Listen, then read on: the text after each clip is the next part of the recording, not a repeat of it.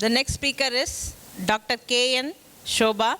She is a teacher, researcher, and teacher educator, currently working as an assistant professor of English at Anna University, Chennai. An avid learner interested in investigating ways to approach and handle classrooms issues in teaching the English language. She has a PhD in English funded by the university, that is UGC, University Grants Commission's Net Senior Research Fellowship, a master's in the education, and she is a gold medalist. And TESOL USA certification in teaching English. She is also the recipient of Innovative Teachers Award 2020. Dr. Shoba has authored 11 textbooks and workbooks with Cambridge University Press in addition to 12 research articles. She has been a member of content development team of the Content and Language Integrated Learning Textbook for the Tamil Nadu Textbook Corporation for Arts and Science Colleges, TANSI. Tamil Nadu Higher Education Council and ITI textbook on employability skills for the National Instructional Media Institute, Ministry of Skill Development and Entrepreneurship. Dr. Shoba is also a trainer cum consultant for the Researcher Connect program of the British Council and runs workshops for teachers, students at the US Consulate. She has been working with the State Council of Educational Research and Training for the state of Andhra Pradesh since 2019. And she is her current project is with Electronic Skills Sector Council of India, Ministry of Skill Development and Entrepreneurship for designing textbook for CBSE from class 3 to 12. She has been handling the paper English for research paper writing for the postgraduate students at Anna University. I think there is no need for any profile for Shoba. You would have understand in these 2 days. Just open to you, Shoba, please. So thank you for that nice introduction. It is always nice to get introduced by friends, and so working together here at the Center for Research has been a different kind of an experience, apart from our teaching responsibilities. And I am really glad to be here to be talking to you all, because I have seen what kind of an audience you have been. Very responsive, very responsible also. So there are two different words, responsive and responsible, that I have used. And why it is very important to hone, to enhance your English language skills, especially when you are a researcher, right? So that will be the topic of this particular session, English for research paper writing. So even before I start, I will give you a roadmap of the session. See, this is not my usual style of handling a class, because I am a very activity oriented person. Like, I give activities, I ask you to discuss, get up, move. That is how we conduct workshops. But because this is a large group and the time is only 45 minutes, so we will have to, do away with certain innovative ways of teaching, and we will have to go with the PowerPoint presentation alone. So the roadmap of the session will be, the first section will deal with the importance of the English language for researchers. The second will talk about the rules of academic writing. And finally, I will teach you how to engage and enhance yourselves. These are very two important words, like how do you engage with something. So for the past 3 days, you are all engaged with something, right? What is it? Induction program. Are you engaged with the program or the concepts discussed in the program? You are seriously engaged with research itself, right? Otherwise, what would you have done in the past 3 days? For the past 3 days? Coursework, literature survey. So now we know what literature survey. So she's saying we will do literature survey. Yeah, definitely. You would be doing something else, but this has been constant engagement. From 9 to 5, you are thinking only about research, different aspects of research, right? That's exactly how you have to be for the next 3 years also. If you want your research to be a very fruitful experience, a memorable experience, okay? So I completed my research like in 3 years. So that day SK Das sir was saying, if they complete in 3 years, are they stupid or are they very wise? In spite of having the fellowship, I had a fellowship for 5 years, but within 3 years, my guide packed and sent me off, okay? So there are several ways of doing certain things. Now let us see the first one. Importance of English language for researchers, that is the first section I told you. Now all of us are working towards one thing, right? What are we working towards? Getting the PhD degree certificate, yes or no? That is our objective now. Like Arjuna's objective, our objective is to get the PhD research certificate. Do you know what PhD stands for? Philosophy. PhD stands for philosophy. Doctor of philosophy.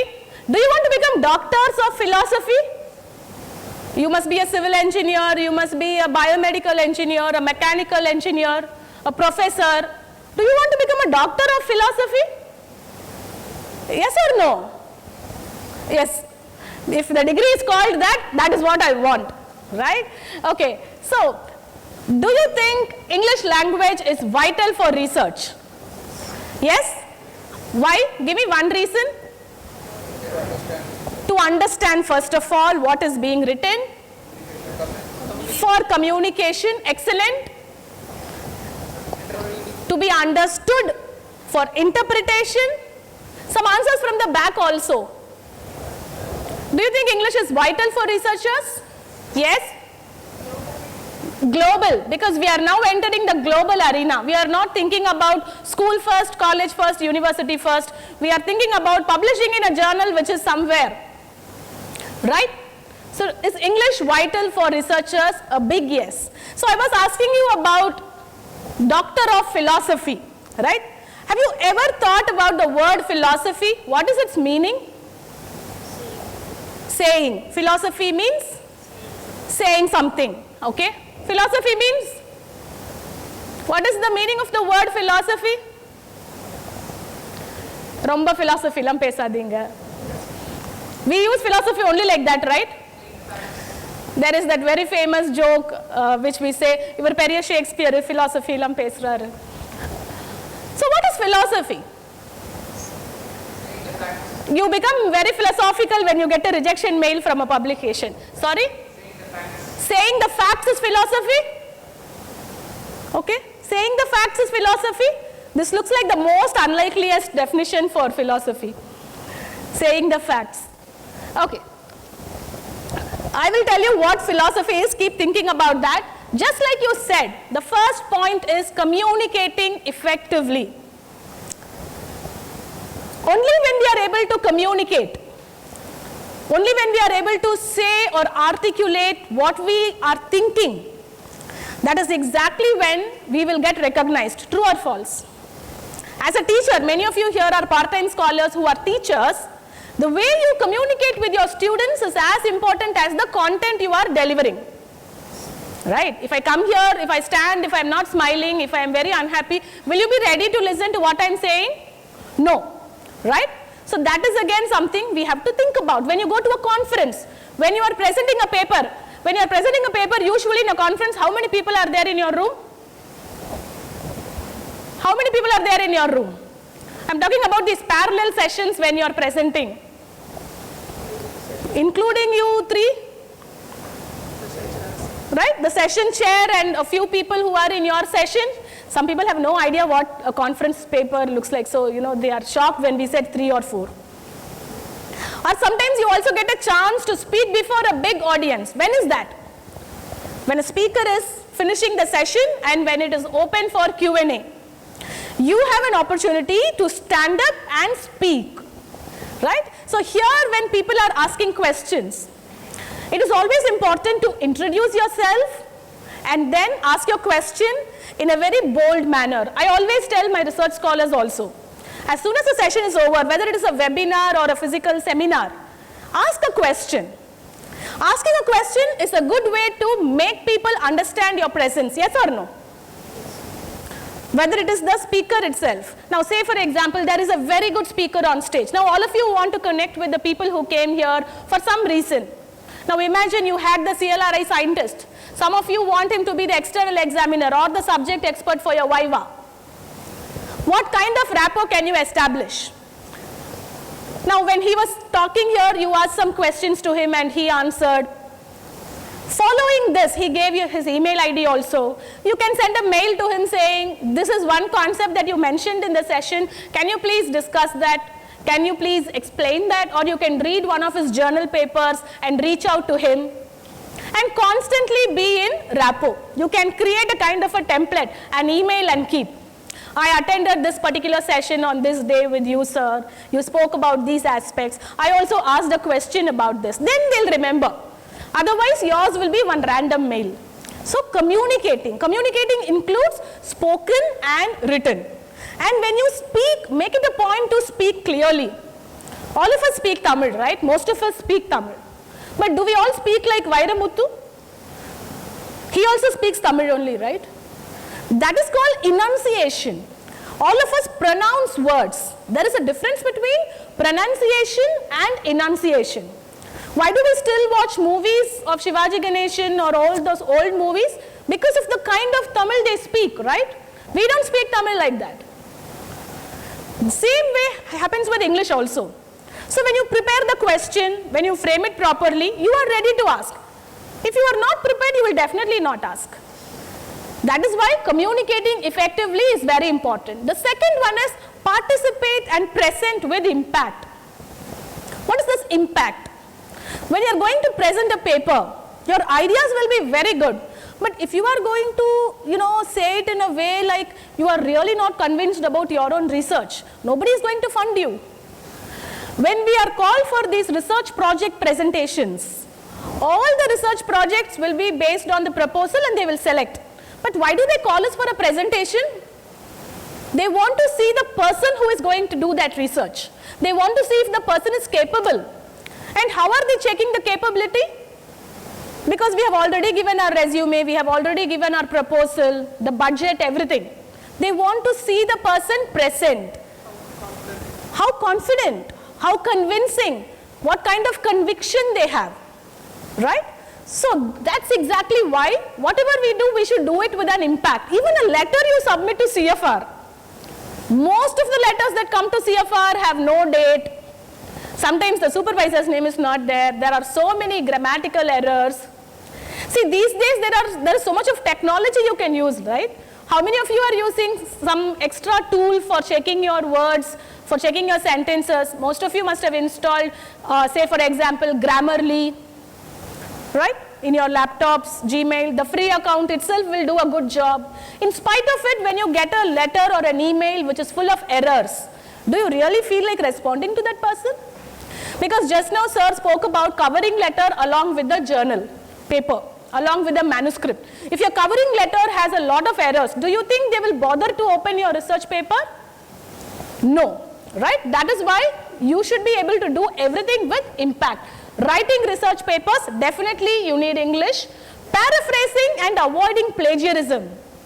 Most of the time, the reason for plagiarism is not because the scholar is not able to think new ideas. It is because the scholar is unable to write what they think, and what do? They take the same sentence available in some other research paper and they paste it. Now this can lead to lot of complications. So paraphrasing is telling the same thing in a different way. Okay? Paraphrasing is telling the same sentence in a different way. Para means through. Right? Paragraph, through writing. So paraphrase through different phrases. So that is how you can avoid plagiarism also. See, definitely when you are reading so much, like sir said yesterday, when you are reading so much, some sentences will come from what you read earlier, then you will be caught for plagiarism. So how do you avoid plagiarism? Even for that, your English language skills are absolutely essential. So finally, for writing your research thesis. So from day one, when you are communicating effectively with your supervisor, definitely you would have sent a mail or a WhatsApp message. right? When you receive a WhatsApp message with errors from your research scholar, that is the day the supervisor will dread most. Should I really take this person? Okay? So from WhatsApp messages to mails to your research thesis, English language is definitely important. And when you try and give a bit of attention to it, like every day for 1 hour you tell yourself these 3 years, whatever I do, 1 hour I will work on my language skills. The way you finish, the way you come out, the way you present your viva, everything will be very different, right? Because now you have the time. So coming back to the doctor of philosophy. So the word philosophy actually comes from a Greek word. See, you know, English is a very young language. English is an Indo-German language. Of course, you are not here to learn about the history of the language, but most of the scientific terms come from Greek and Latin. That is why English is also sometimes like Greek and Latin to us. So philosophy comes from phil plus Sophia. Like who's Sophia? Sophia is sitting somewhere here. Okay, so Sophia is the goddess of wisdom. Sophia is the goddess of wisdom. So somebody who loves wisdom. So now are you convinced that you definitely want a philosophy degree? Because you are looking for wisdom in your area, whether it is structural engineering or nanoscience or physics or English, that particular area. We need to understand these basic terms. என்ன பண்றீங்க? PhD பண்றேன். PhD னா என்ன? அது ஒரு degree. Doctor of philosophy, right? So that's exactly why you should be understanding the etymology of the word. Most of the words that you use in your titles, okay, most of the words you use in your research papers, if you see the real meaning of the word, you won't use it there. Because it is totally disconnected. And we are not first language speakers. English is a second language to us. That's more important, you know, that is why it is more important to give some extra attention. So please remember this, you are luckily in the first phase of your PhD. So now you know that it is not philosophy, it is not saying something, but it is your love. You know this phil, right? You know hydrophilia, molecules, hygrophilic molecules, oleophilic molecules. So, and phobic is the opposite of this. So it should not be a phobia for philosophy, it should be a philia for philosophy. Now I have some more words for you. Education. Education is again coming from a Greek word where you're pulling or drawing something out. You would have seen in the basements, right, of parking, of big malls and all. You will see how that centralized AC has those big ducts. It is actually pulling out all the warm air. So what is education supposed to do? It is supposed to draw out the best from you, right? Education is not the pumping in of information, but education is drawing out the best. So this is education, and that should be the purpose of education. That's exactly why when most of the teachers go to classes, they are asking students to respond. They are asking students to do this activity and see. They are asking students to say the answers. It is not like teachers don't do or teachers don't know the answers, right?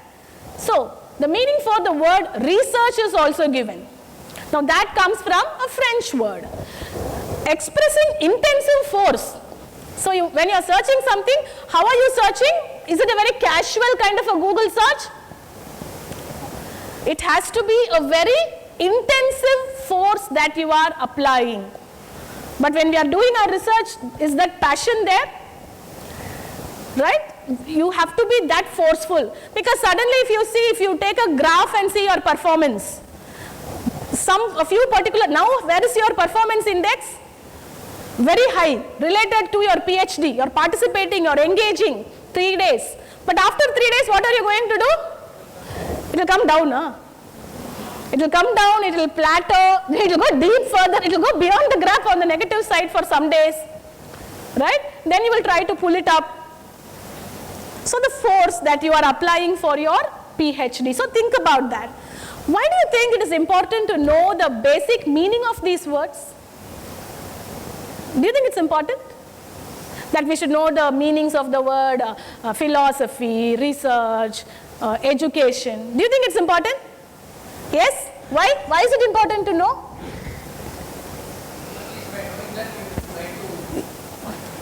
Yeah, at least by knowing that we can know what we are actually expected to do. Or you will say, ma'am, you are an English professor, you should know the meaning of all words. That's why you are forcing us to learn the meaning of these words. Okay? So this is how you should understand education also. So see, most of us are already parents, right? We have children at home. So it is not, when we talk about education, do not think that education is all about how much your child learns, how much input is given in the school. All parents are very happy when children come back with a lot of homework. Right? Holiday homework your teacher has not given? That is what we ask. Vacation has started. What is the first word? Start your holiday homework. So education is about pulling out the best. It should not be just pumping in of information. Same thing for research also. Research is not just reading. Research is also writing, output. So reading, we know that in English, the 4 skills are listening, speaking, reading, and writing. We say LSRW skills. So listening is an input skill. Speaking is an output skill. Reading is an input skill. Writing is an output skill. If there is no balance, then it is very difficult. Okay, the sub-skills are vocabulary, grammar, pronunciation. So those are the sub-skills. So let us move on. Why should you communicate effectively? Now say for example, definitely to publish in international journals. As an academic, I know that I keep a kind of a target. In 1 year, I will write at least 1 research project proposal to get some funding. In 6 months, I will try and publish a paper. For 3 months, I will attend 1 FDP or 1 conference or some kind of a program. Monthly once, I will give a talk or a guest lecture somewhere. So these are my targets, right? So you should also set these kind of targets for your PhD program. What kind of targets can you fix? Monthly once, at least 1 webinar, right? So weekly once meeting your guide. So yesterday also when sir was asking, I said don't hide from the guide. That is very important, right? So weekly once meeting for part-time scholars especially, at least online. See, now we are all very comfortable online, right? You can do a Google Meet or something. Express your willingness to be there for them. That is very important, okay? And that is only to do your own work, right? So that is very important. So publishing, successfully promote their research and represent their institution at conferences. Now this is very important. So when you are presenting a paper, what is the first thing that people say outside? Oh, Anna University scholar. That is how you are identified, right? You have this presentation. Because you are representing your institution. Gain funding from international bodies. Effectively communicate with wider public. See, we are all talking about research that is relevant for the society. So you are talking with the wider public. Also with the policy makers. Definitely when your research paper gets noticed, you will be called by somebody and you will be asked to be on an expert committee, right? So that is how you become engaged in the process of research. And then build international collaborations to further their research. This is something that you have been listening often for the past 2 days, right? People are telling you, you should build collaborations. So for building these collaborations, going to conferences are essential. Talking to each other is essential. When you go to a conference in your own area, you will get a lot of people where you can actually, coffee networking they call, over the coffee break, lunch networking they call. So all these networking you will be able to do and gain a lot of perspectives. Thankfully, conferences are opening up now. So please make it a point, at least once in a 3 months you will go outside Tamil Nadu. Once in 6 months you will go outside your city or your state and attend something, learn something and come back. The kind of investment that you are doing now, financially, time, everything in these 3 years will speak for your academic career ahead. Because in an interview when you go and attend, you would have done your PhD, she would have done her PhD, but one paper publication extra she will have, she will be given the job. Then you will be thinking, during my PhD, if I had done this one paper, I would have got that job. No. Right? So that's it, because that's how they count. If I want to differentiate between two people who are equally, in their academy experience and everything, I see, okay, who has published lot. So that's exactly why it is important. And international collaboration, some foreign expert you want to send a mail, you will have to check whether the language is correct. Because if the language is not correct, nobody is going to read our mail. What kind of things are you expected to write in the course of your 3 years? First thing, you will be writing some abstracts for your papers. Your guide, you will submit some abstract and you will say, this is, all of you would have written your 2-page write-up when you were approaching your guide. So it is an abstract of your whole research, right? Some kind of a plan. Emails you have to write constantly back and forth, whether it is the journal or your supervisor, your DC member, telling them when the DC meeting is, who is coming. All this information you have to gather. Messages, proposals you have to write. Don't think that during your PhD, you have to be here for a whole 3 years. Most of them go out for foreign universities to do a program, to do an internship, and they come back. All that is encouraged by CFR also. So look for these international funding opportunities during your PhD itself. So you have to write proposals. Definitely papers you will be writing, and then posters also. When you are participating in conferences, these days creating visual abstracts. Sir also spoke about graphical abstracts. Many journals are asking for visual abstracts, which is more like a poster. In order to create all this, your English language that you are writing, you will have to focus on that. So research and research writing, you will have to understand. Research is a mental process. It's a cognitive process, right? Cognitive, because what are you doing? You are kind of gathering information. There is the physical process. You are doing your data. You are sitting in the computer. You are doing all this. Then mental process of deriving your answer. But research writing is sharing the answer. You are sharing the answer with everyone. You are showing evidence, right? All the words in bold. Sharing the answer, evidence, the sources, the reasoning. Understand that particular word, your own reasoning. This is not somebody else's reasoning. Your own reasoning is very important. Explanation, your explanation is important. Why this logic works for your research, right? So these are some of the things you should keep in mind before you start writing. Now look at these terms. So yesterday Dr. Saundranayake was also talking about blocking, randomization, stratification. So these are the kind of words that we will be learning after this program. When you go back, when you look at a literature survey, you should be able to underline the word of a research paper. What is the method? Oh, they have used this method. What is the sampling method? They have used this sampling method. Statistical, oh, this statistical. It should be so evident to you. When you take a research paper, you should have that laser focus and you should be able to understand. Look at this word, typology, statistical. Till now you wouldn't have thought about these words. We have something called passive vocabulary and active vocabulary. When you read the editorial of a newspaper, usually we understand all the words. We understand what the problem is. But when we write on the same topic, do we use all those words? No, because that is passive.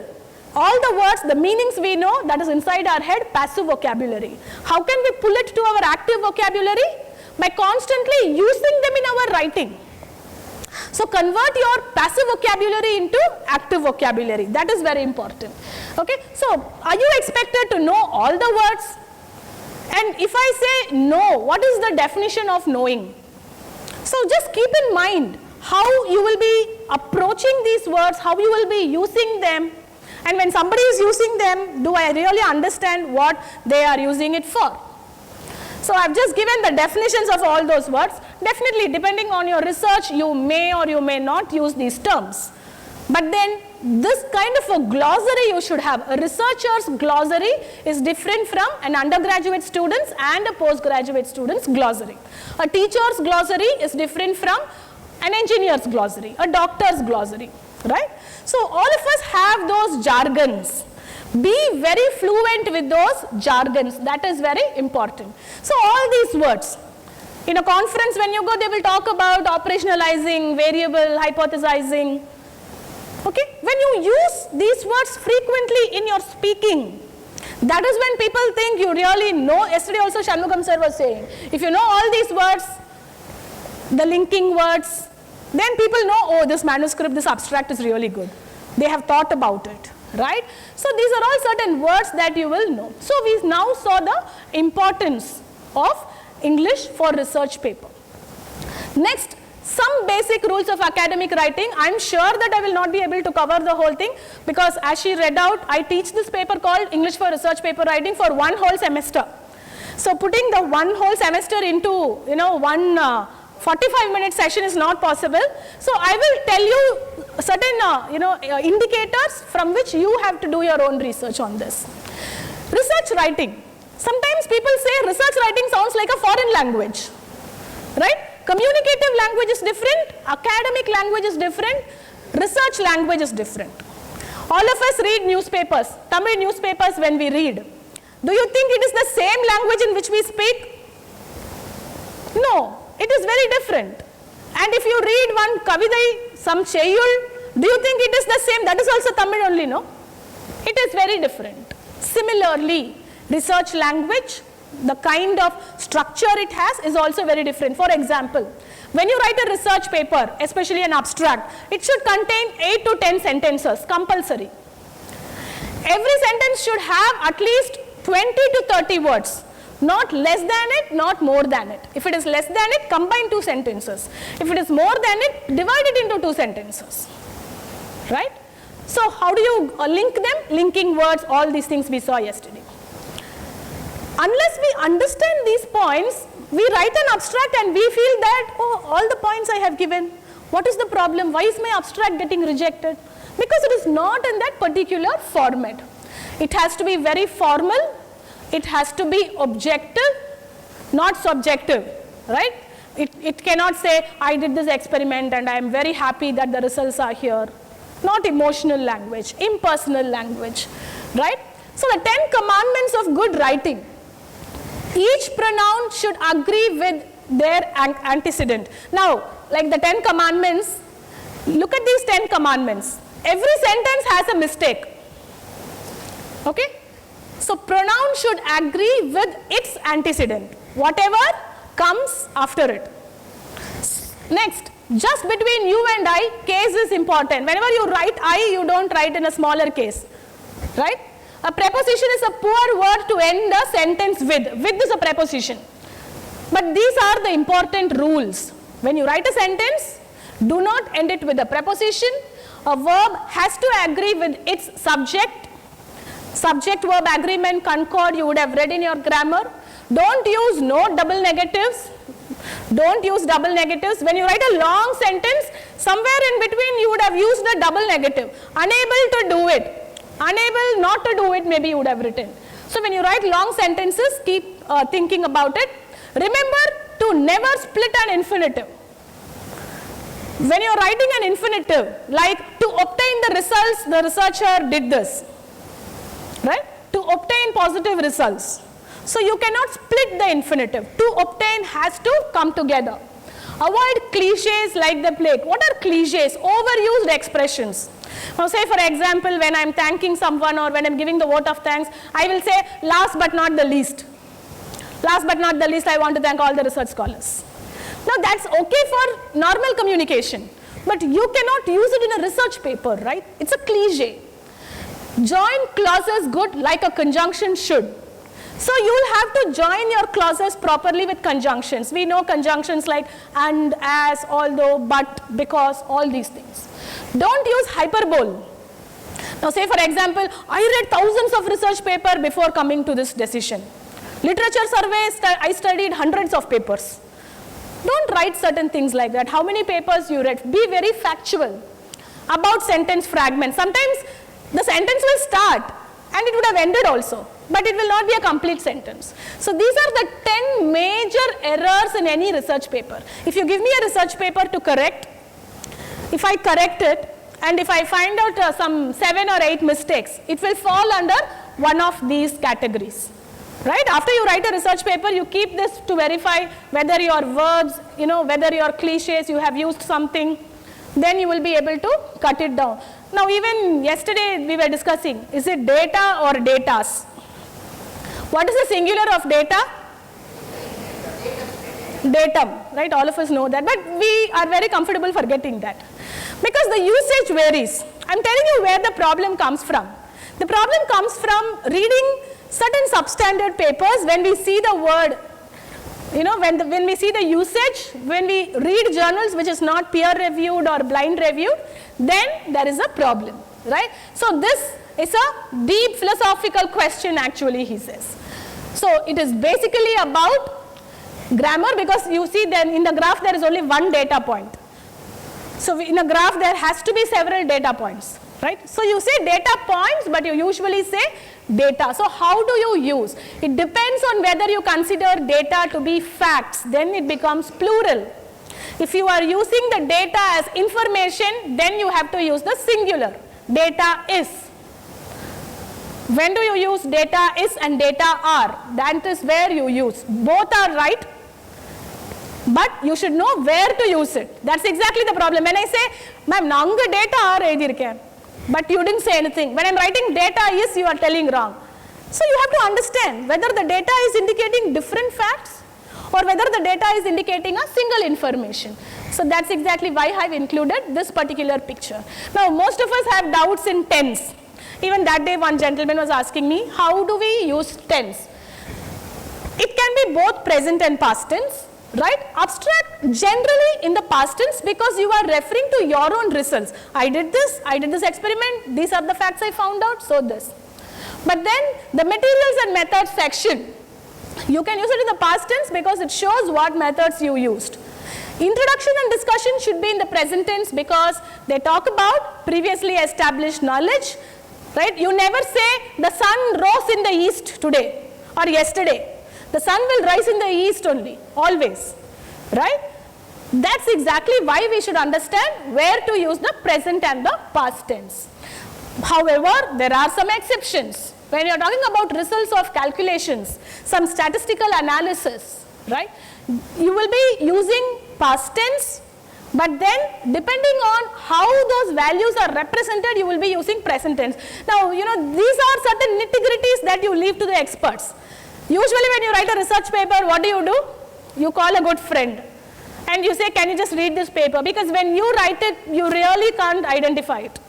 And when they correct it, you just have to trust them. Because if you start questioning it deeply, when they change is to was and where to, are, you will have to check. That is why tools like Grammarly, which I told you, come handy here. Okay, some more examples I have given. Sorry. So, one activity here. Of course, you will not have the time to do the activity, but you can try and do it later. How do you match? You can't say things like look at, go over. I went over the data and I found this is my interpretation. You can't say that, right? So, say for example, satisfactory, positive, you can't say good. Instead of that, you will be saying the results were satisfactory. So, you will have to match. You can't say I fixed all the problems. You will be saying I solved it, we kind of repaired the machine or we amended the results. Okay, for start, you will say commence, initiate.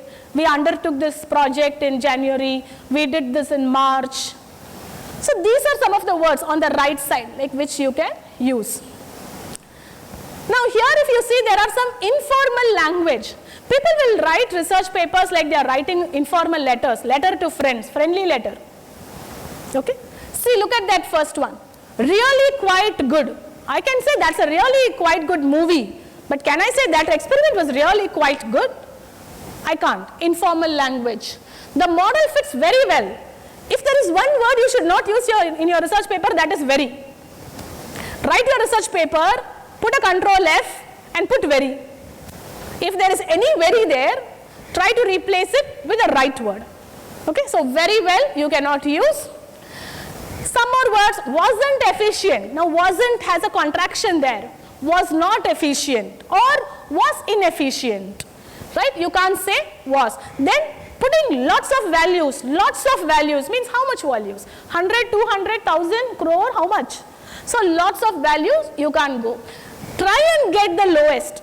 It is not something else, right? You can go try and get. Be very precise. So informal language. Again, using the passive voice. They usually say, put your paper in the passive voice. Again, some journals allow. That is why it is very important to go through the manuscript guidelines. If there is anything that you should read more carefully, okay, than your research paper itself, that is the author guidelines given in any journal. In author guidelines, they would have clearly said you can't use these things. You can't use we, you can't use ours, but some journals do allow it. That's exactly why you should at least read 3 or 4 papers in the journal before you format your journal, before you format your own paper. Without doing that, if you write and send, it's of no use at all. Using the third person. How you can't write directly. Making things rather than people the subject of the sentences. So these are certain ways to rewrite when you are using the active tense. So impersonal writing, I surveyed the literature. It is obvious that you only surveyed the literature. So you can try and use a survey of literature revealed that. We researched the question of. The question of so and so was researched. This is how you will have to write. Like I told you, dividing long sentences. Okay, how to divide, if the sentence is very long, you will have to divide it like this. We are moving on to paraphrasing. Now, like I told you, to avoid plagiarism when you are writing it, you will have to paraphrase it by changing the parts of speech. You can change the sentence from active to passive. You can change the sentence from complex to compound. These are some ways, some clever ways. Okay, see, you will give me a paper. It will show plagiarism this much. I will be able to rewrite it because I don't know the technical content of it at all. I will just change the grammar, the sentence structure, and when you check the same paper, the plagiarism will be very low. Right? It is not like I am an expert in your area, but I know how to rework on the language so that it looks like you have written it. That also you can get with practice. Okay? Okay, I think I pressed the wrong one. Using tentative language, I think in research, especially in journals, many of them spoke about how you can't touch the ego of senior scientists, okay, how you cannot be very rude. So this is called tentative language. You have to show the kind of confidence you have, but then you have to be very careful. Now look at these sentences. Diet was an important factor. You're saying that that was the only important factor. Some other factors also could have been there. But then evidence suggests. So where are you drawing your conclusions from? From the evidence. Now this is called tentative language. Okay? Hedging language. Using it appears. Data suggests that. The evidence indicates that. Using modal verbs. Using adverbs. All these things are, the nuts and bolts of writing, which misses when we focus too much on the technical part of it, but when you leave out the language. This is also called the hedging language. Sometimes the reviewers will write, it requires a little bit more hedging. So you will be thinking, what is this hedging all about? So hedging is when you come out very confidently and speak that your research is the best research. You have to do a little bit of hedging also. So coming to the last section of the session.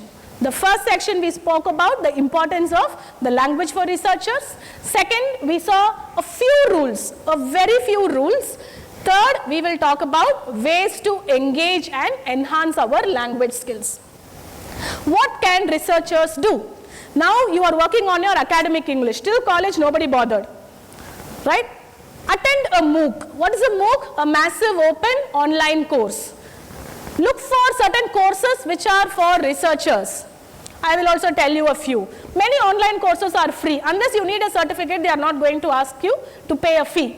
Attend that kind of a course, right? Read research papers, obviously. Practice research writing exercises. Unless you practice, it is going to be very difficult. Jot down from academic phrase banks. And the last one, blogs, podcasts, with digital advancements with technology, there is so much on the internet which you can exploit. So this is for the IELTS academic test preparation. Some of you might take IELTS, might not take IELTS. That's out of the question, but then this kind of a course can be helpful for you to improve your English language academically. This is not your general conversation or communicative English, right? They teach you how to interpret a graph, they teach you how to summarize a table, right? So many universities, there is no restriction, okay? English for academic study. If you cannot afford 4 weeks, you can do a small course, or 8 weeks if you have the time, you can try and do English for academic study. Then you also have the academic writing course, right? So you get exposed to very many experts who deal with this area. These are certain books that I use for my own class. Shankaranarayanan sir was talking about, library genesis. Many websites, the PDF is available, right? You can try and work on it also. Adrian Wallwork, it says writing exercises. It is like, a book where you can write exercises, the space is given, the key is also there. It is more like self-study. It is more like self-study. If you are really not very confident about all this, you can even join a nice proper course on weekends and you can see the difference. Right? So these are 2 useful books that you should be using. You also have this book, Digital Paper. Right? This book also gives you how to work on a paper, how to use technology to your benefit. Academic Phrase Bank is another very useful source where, like what I told you, if you want to take down some sources, some phrases, you can go to this particular PDF and you can work on it. But all this, having them in your laptop will not do the magic. You have to dedicate some time to it and you have to enhance your skills. Writing for science is very different from writing for general purposes. That we have to understand. This is another good book for that. You can see a pencil inside a beaker. Okay, after this, listen to a lot of talks. See, all of us, we get time to watch videos on YouTube, right? We have the time when we travel. We use so much of these OTT platforms these days. So watch TED Talks like this. This is a wonderful video. I have shared it with my research scholars and I've asked them to write 5 points based on this video, right? So these kind of things you can watch. There are a lot of TED Talks on your own research area, right? Most of you would have already seen it also. So do these kind of practices whenever you get the time.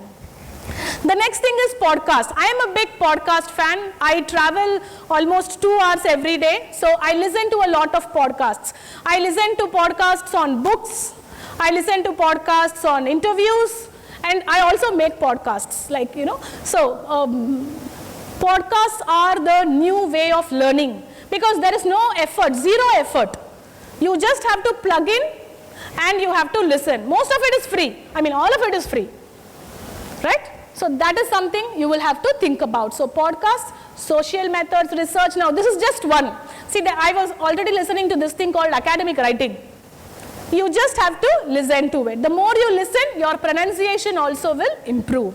So these are certain new ideas. There is also a podcast on research methodology. People will upload every week or every day or every month. There is one podcast on how to write a research paper. So just keep listening.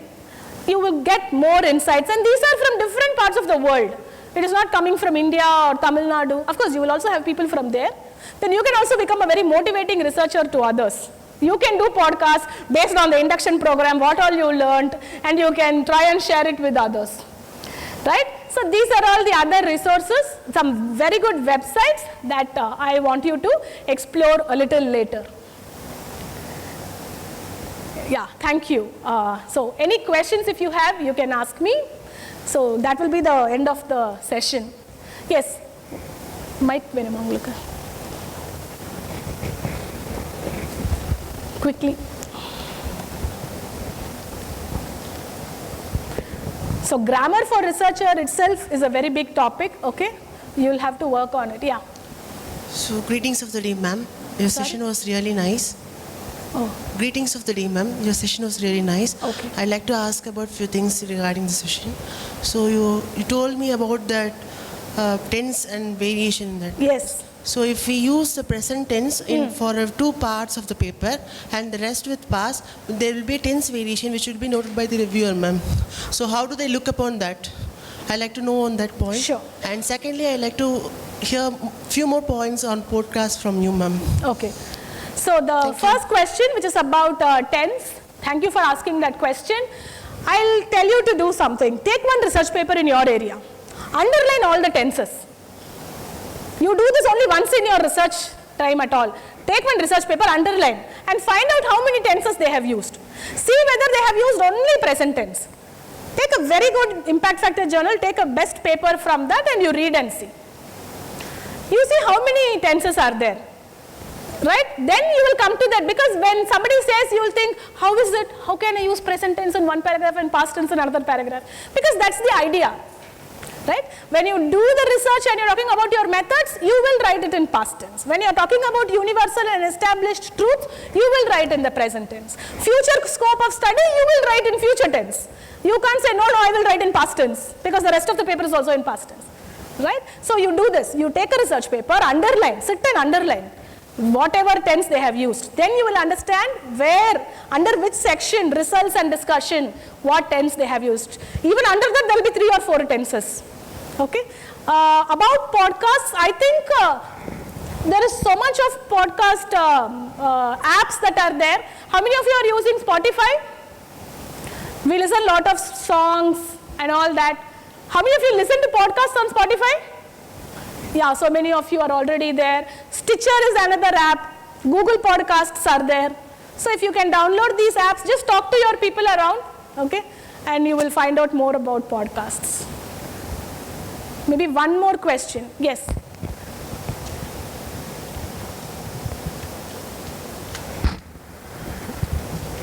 Yes.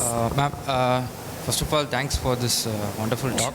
Be a little loud, confident, and be very, when you speak. Actually, mic, I have not closed. Same mic only, I have been speaking for the past 2 days. That active voice and passive voice. Yes. You said we can use active voice. You should use passive voice. Yes.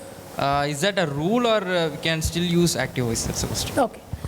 Again, I will go back to the same thing which I told to the other person. You take one research paper and you see there are certain places where you will be using the active voice. Now say for example, sodium reacts like this with that particular component. There you need not write that particular component is reacted by sodium like this. So you basically use your language knowledge. That's exactly why we say English language is very important for research writing. Passive, where you have to say 25 mg of this was added to this, instead of saying I added 25 mg of this to this. So you have to use your discretion to understand where to use the active and the passive voice. Yeah, he wants to, maybe we can discuss later also. Yeah. In some cases, if you want that I have to claim that the result is very important that I have done. So in that case, I can use active voices. That's my question. I really can't hear. Are you able to hear what he said? If I have done something good and I want to claim that I have done so. If you really want to claim that you did it. Yeah. So in that case, I can use active voice as well, right? Yes, you can. But that will not be part of the research paper, right? Maybe in the copyright information or acknowledgement you will write. No, something I have done that I want to say you can in the write paper. both in passive or active. That doesn't matter then. Yeah, that's fine. If you really want to put it. Okay, thanks. All the proceedings were carried out by the researcher. That is how you say. You don't write the researcher. Okay, so that will be the end. You can always ask me questions outside. So we'll finish this session. Thank you for your patient listening, guys.